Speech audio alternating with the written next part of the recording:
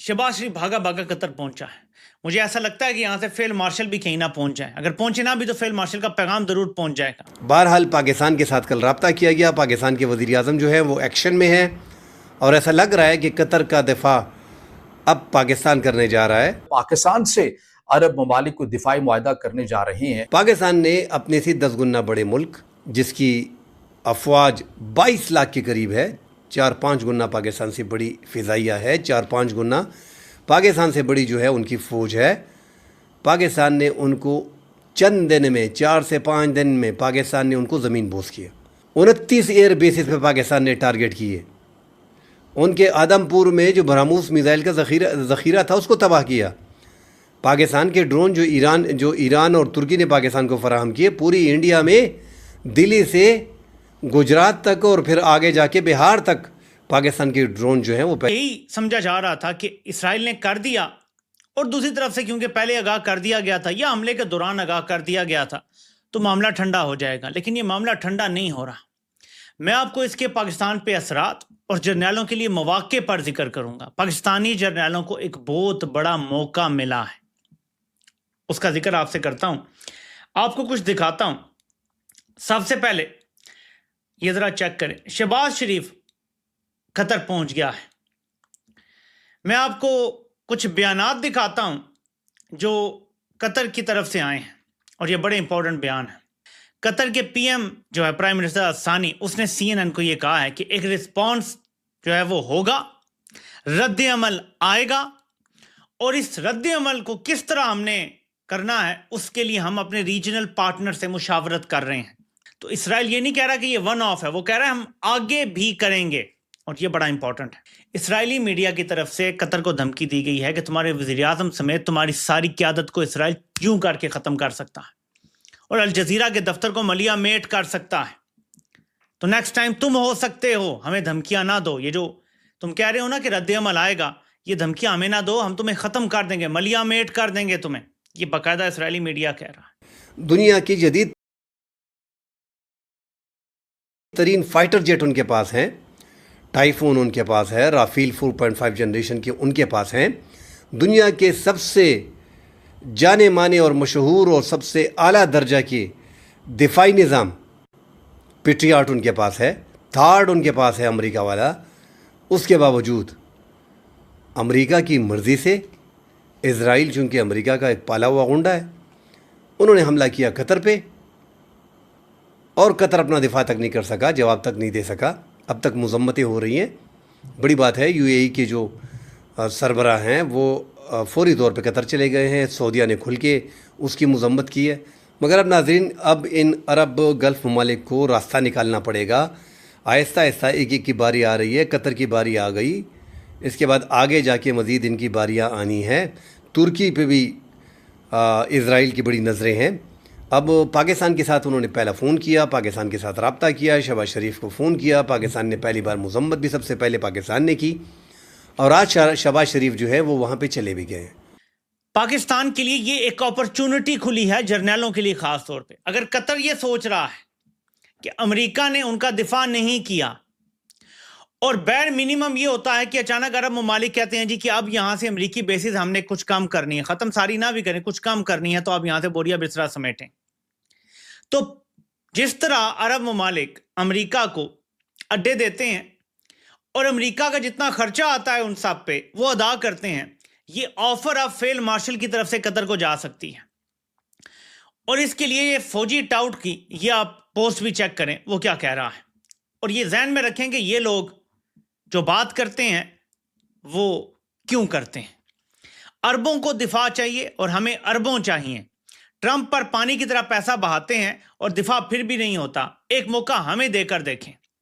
और मैं आपको यकीन दिलाता हूं कि इसने ये जो बात की है ना, बहुत जल्द आपको पता चलेगा कि कहीं ना कहीं अंदर खाने ये ऑफर ये कर चुके हैं, ऑलरेडी कर चुके हैं, या अभी जाके की जाएगी कि अब हमें मौका दिया जाए। देखिए, हमने अपने से 6 गुना बड़े दुश्मन को हमने नथ डाल के रख दी। भारत भी एटमी ताकत है, भारत और इसराइल ने मिलकर हम पे हमले करने होते हैं, हमने उनको नथ डाल के रख दिया, यानी उनके जहाज गिरा दिए हमने। देखिए ना, इसराइल के जहाज ही आगे हमला करते हैं ना। इसराइल ने और कैसे हमला करना है, जहाज़ों नहीं आना है ना। अगर इसराइल के जहाज आते हैं اور اگر پاکستان کی طرف سے یہ کہا جاتا ہے کہ ہم تو بڑا اچھے ہیں دفاع میں، ہم تو جہاز گرا سکتے ہیں، یعنی جہاز آپ کیوں، قطر کے جہاز ہوں، پاکستانی پائلٹس اڑا سکیں، تو آپ دیکھیں ہم کیا کرتے ہیں، تو رافیل تک بھی رسائی مل جائے گی.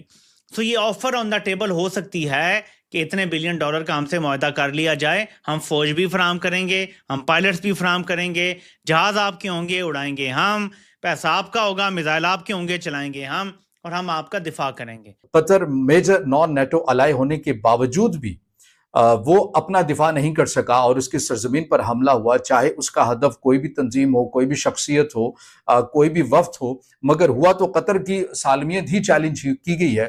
مگر اس کے باوجود قطر کے پاس جو جدید ترین دفاعی نظام ہے وہ ایکٹیو کیوں نہیں ہوا؟ حالانکہ ہم نے دیکھا کہ جب ایران کی جانب سے قطر پر الحدید ایئر بیس، جو کہ امریکہ کی اس خطے کے اندر سینٹ کام کی سب سے بڑی ایئر بیس ہے، اس پر جب حملہ کیا گیا تو تمام طرح کے جو دفاعی نظام تھے وہ وقت سے پہلے ہی ایکٹیو ہو گئے اور انہوں نے ایرانی میزائلوں کو مار گرایا اور 1 یا 2 آدھی نکلنے میں آگے کامیاب ہوئے. تو اس بار ایسا کیوں نہیں ہوا؟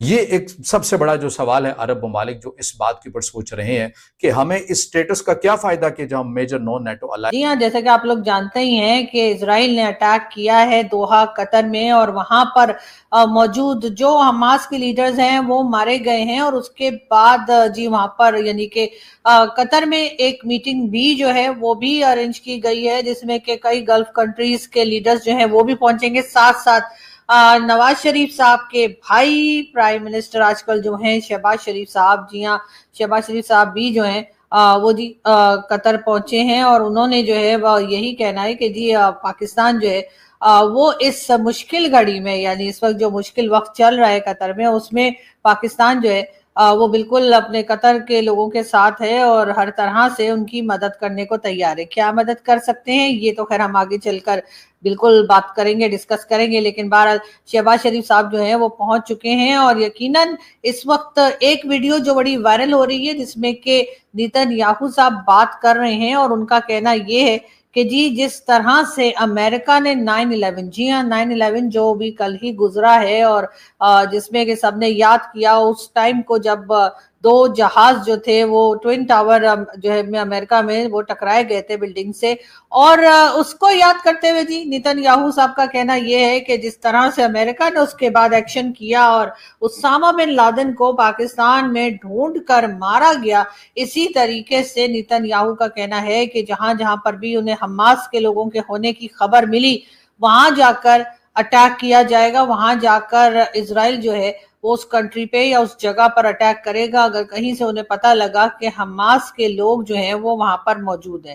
ایسا کہنا ہے جی جو نیتن یاہو ہیں ان کا. لیکن بہرحال اس بات کو سن کر کئی طرف سے لوگ جو ہیں وہ پہلے تو خیر 9/11 ویسے بھی ڈسکس ہو رہا تھا، آپ لوگ جانتے ہیں کہ 9/11 کا جو اٹیک تھا میں نے تو بہت ہی نزدیک سے دیکھا تھا، اور کافی حد تک جو ہے میں مطلب اس وقت میں دیکھ رہی تھی تو مطلب نہیں میں وہاں نہیں تھی نیو یارک میں یا جہاں پہ یہ اٹیک ہوا تھا، میں نے ٹی وی پہ دیکھا تھا، تو ٹی وی کو میں کافی نزدیک سے جا کر دیکھا کرتی تھی. اس وقت تو میں نے کافی نزدیک سے دیکھا تھا کہ اس بلڈنگ کے اوپر جیسا اٹیک کیا گیا تھا. لیکن بہرحال بعد میں اسامہ بن لادن اور القاعدہ کے لوگ نکلے اور پتہ یہ لگا کہ جی القاعدہ والے ہیں جنہوں نے اٹیک کیا تھا. تو بالکل نیتن یاہو انہی کو یاد کر رہے تھے اور انہی کی شان میں بات کر رہے تھے، اور ان کا یہی کہنا تھا کہ جی جس طریقے سے اسامہ بن لادن جو ہے وہ پاکستان سے پکڑا گیا یا پاکستان میں مارا گیا، اسی طرح سے ہم جو حماس کے لوگ ہیں انہیں ڈھونڈ کے جہاں سے بھی پتہ لگے گا کہ یہ یہاں ہے وہاں پر ان کو جا کے مارا جائے گا. اب اس بات کو پاکستان میں بہت ہی سیریسلی لیا جا رہا ہے، حالانکہ ہمارے یہاں ابھی تک کسی نے یہ نہیں کہا کہ ہم نے حماس کے لوگوں کو نمسکار دوستو، فلیکسی نیوز میں آپ کا سواگت ہے. ابھی خبر نکل کر آ رہی ہے، پاکستانی نواز شریف ابھی قطر کو بچانے کے لیے روانہ ہو چکے ہیں. اسرائیل سے قطر کو بچانے کے لیے ابھی قطر میں پہنچ گئے ہیں اور اپنے بیانوں کے مطابق بتا رہے ہیں کہ ہم قطر کو بچائیں گے، اور سننے میں آ رہا ہے وہ ہتھیار بھی سپلائی کرنے والے ہیں. حالانکہ ان کے پاس ہتھیار تو کچھ ہے نہیں ہے. اور آپ کو کیا لگتا ہے وہ قطر کو بچا پائیں گے یا نہیں بچا پائیں گے؟ کمنٹ میں ضرور بتائیے گا. اگر ابھی تک آپ نے چینل کو سبسکرائب نہیں کیا ہے سبسکرائب کیجیے. دھنیہ واد.